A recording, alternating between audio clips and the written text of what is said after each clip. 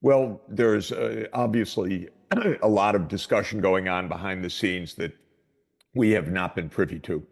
So the question really is what, beyond the discussion of a 30-day ceasefire, uh, has substantively been discussed with the Ukrainians, perhaps even agreed, though according to the Ukrainian response is nothing. Now, what I mean by that is there isn't going to be a ceasefire just standing alone. Uh, why would there be? The Russians will not accept that. They have the military momentum, and they've not heard a word officially from the Ukrainian side about any of the fundamental causes of the war. And that's what the Russians say, but it's true also. It's not just a Russian position. This war has to be ended on political grounds, the most fundamental of which include three items: Ukrainian neutrality versus the ongoing demand by Ukraine and by many of Ukraine's partners in Europe for NATO membership. The second is a settlement on territorial issues. And a third is a settlement on some kind of security arrangements in the context of a peace agreement. Now, we haven't heard publicly any movement by the Ukrainian government on any of those three items. Uh, According to the Ukrainian government, from what I've heard, and I may have missed something, but the demand for NATO membership continues essentially, or continues to this day. The demand for a full recovery of all territories to the 1991 borders continues to be the official position. And regarding security, basically NATO membership or NATO troops continue to be, including the participation of the United States, continue to be the position regarding security. Now, those are not the basis for peace because Russia has security interests that are fundamental that led to this war. Russia has the momentum on the battlefield.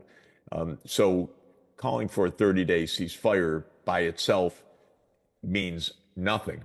Now, presumably, when the United States representatives and the Ukrainian representatives met in Jeddah, they didn't spend 8.5 hours behind closed doors discussing a very short statement.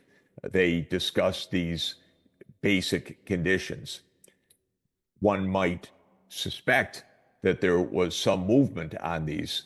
The United States has more or less made a very major movement on these, saying that yes, NATO will not enlarge. There will have to be territorial concessions. There will have to be security arrangements that do not include, for example, the United States. Ukraine, to my knowledge, to the time that we speak, has not made any public movement on these, and we don't know if there was private movement. Now, after that 8.5 hour meeting in Jeddah, the U.S. Envoy, Steve Witkoff, met with President Putin. It was one could say, a congenial meeting in a way. The meeting itself was mutually respectful and diplomatic. The statements that came out of it were the same. Russia saying, yes, we could agree with a ceasefire if the fundamental causes of this war are recognized. There was a further exchange regarding Ukrainian troops surrounded in the Kursk region. In the 2 days that followed, there were upbeat statements by President Trump on his social media. Presumably, something's happening behind the scenes, but we don't know. And the statements coming from European leaders are as bellicose as ever. So we have probably two levels of diplomacy taking place, something behind closed doors, something in public. If the only thing we have is the United States essentially saying that NATO will not enlarge, that there need to be territorial concessions, and that a security arrangement will not involve the United States, but that there is no agreement on those fundamental issues, either by Ukraine or by major European powers, then I think what we will have is the United States just extricating itself from this conflict, and events will follow on. In Ukraine, probably Ukraine's major losses on the battlefield. But if there is behind closed doors more agreement, which I think is quite plausible, then maybe we're heading towards a real agreement. Yeah, well, the narrative in Europe responding to this ceasefire, they interpret it first, at least in the media, as a take it or leave it deal to the Russians. So there was a great deal of excitement because the assumption was the Russians can't accept this, and once they don't accept it, the US should go after Russia in a big way. So in other words, the US should return and come back to our side of pursuing a long war instead. And then you had Starmer, he built this into the narrative that, well, Zelensky showed he wants peace, but now Putin does not. So it has been used for everything it's worth. But of course, coming from Trump, something else is being said. He said, he's optimistic. Putin respects America, and Ukraine shouldn't have picked a fight, in his words, with a much more powerful adversary. But where is the scope for compromise here? I'm curious, because neutrality, it encompasses a lot. It's security guarantees, it's any peacekeepers on the ground. All of these are issues related to neutrality. Of course, with the territorial disputes, there seems to be some more leeway, or at least there could be some in terms of where the administrative borders are pulled, because Trump said that we'll be talking about land and we'll be talking about power plants. I'm assuming this is the Zaporozhye nuclear power plant, which is under Russian control, and it's on its side of the Dnieper, a bit too uncomfortably close to Crimea. So where do you think is a possibility to meet halfway? Would it be on the security architecture, or how do you view, well, how much room is there for actual maneuver for both sides? First, let me say what Starmer and Macron say makes absolutely no sense to me at all. The British almost never make any sense to me anyway, I have to say, in everything that they say, because the bellicosity, the Russophobia, the lack of any sense of diplomacy, it has 200 years of history, and it's very sad and unrealistic. But in terms of an expression of what's actually happening, it's delusional.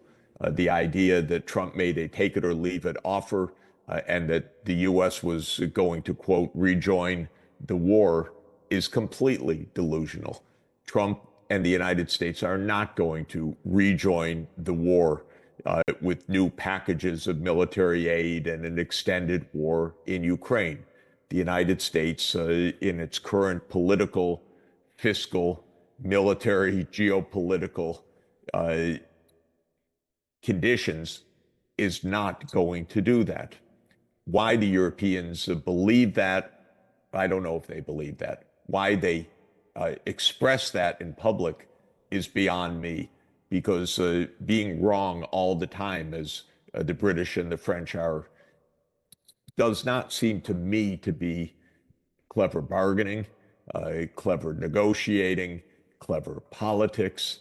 So I view it as incompetence and intransigence rather than actually even tactical, much less strategic insight on their side. Of course, everything I'm saying could be wrong. The United States could announce, well, Russia is not moving, so we rejoin the war.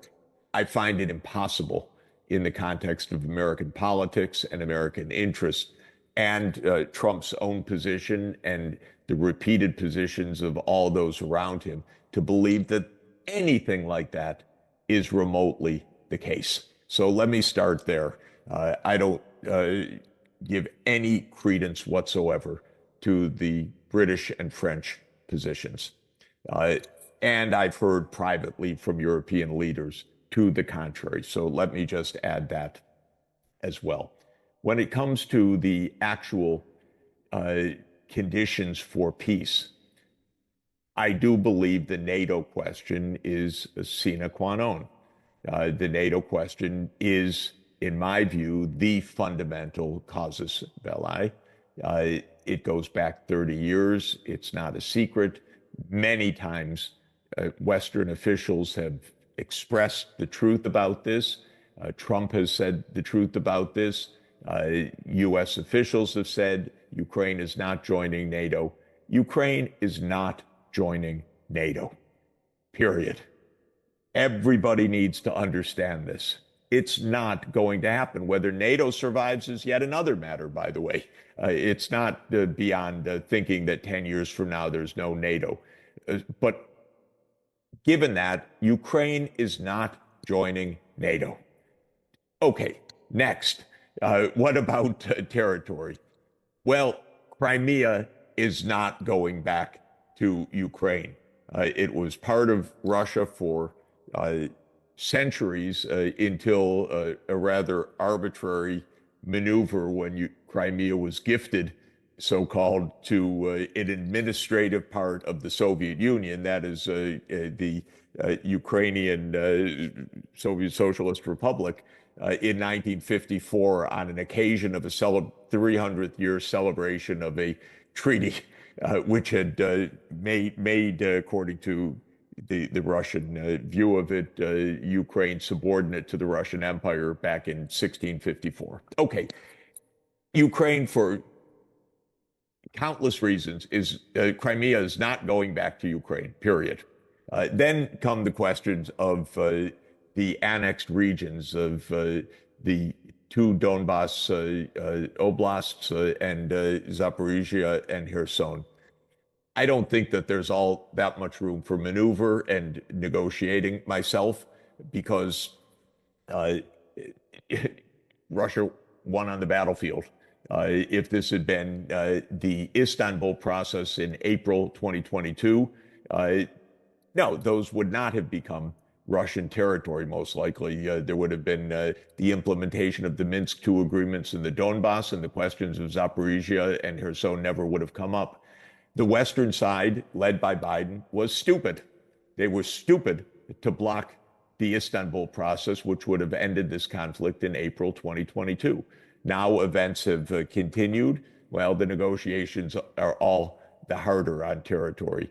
Ukraine will have to cede a lot of territory.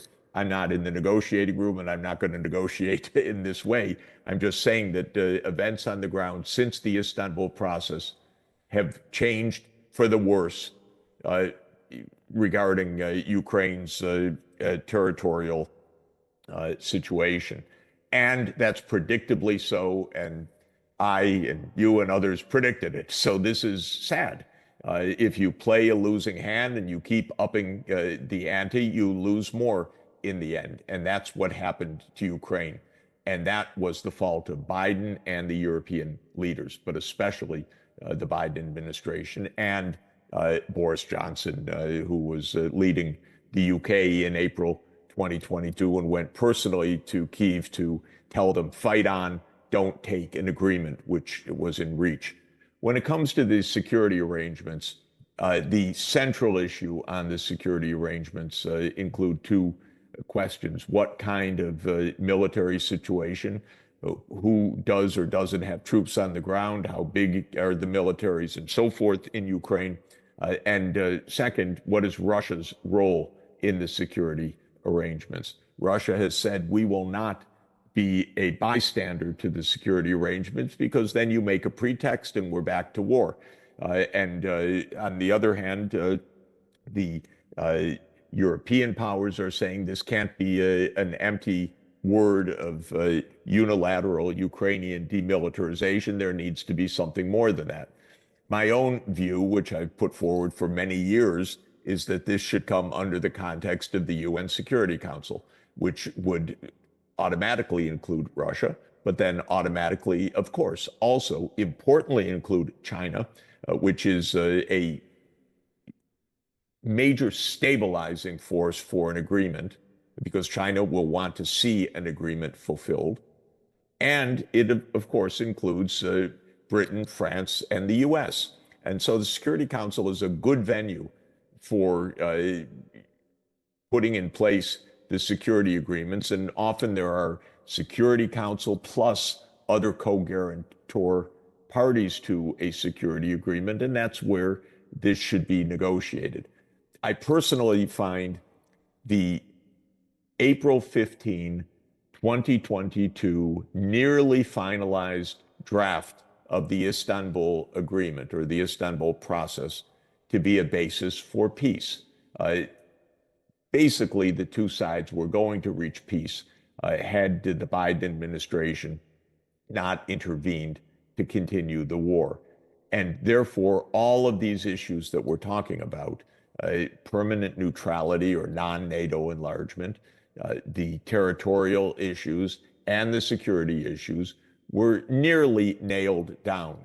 Had there been an interest in peace by the US administration, those remaining issues would have been settled through diplomacy, not cast aside as they were by continued war. So we know that we're not far away, except in unbelievably heated and often obtuse rhetoric, and in terms of the unilateralism of Macron and Starmer egging on the European side. It's said, by the way, I've heard it several times. I think perhaps it's said often in France, well, Macron tried and he was rebuffed, and so why should he try again? This idea of how history unfolded and how negotiations go is so primitive that you wouldn't expect a 12-year-old to use that kind of logic. But this is actually the logic. He was rebuffed. He was insulted. He was humiliated. Oh, give me a break. Are you kidding? Would you sit down and negotiate a serious arrangement? This is my advice.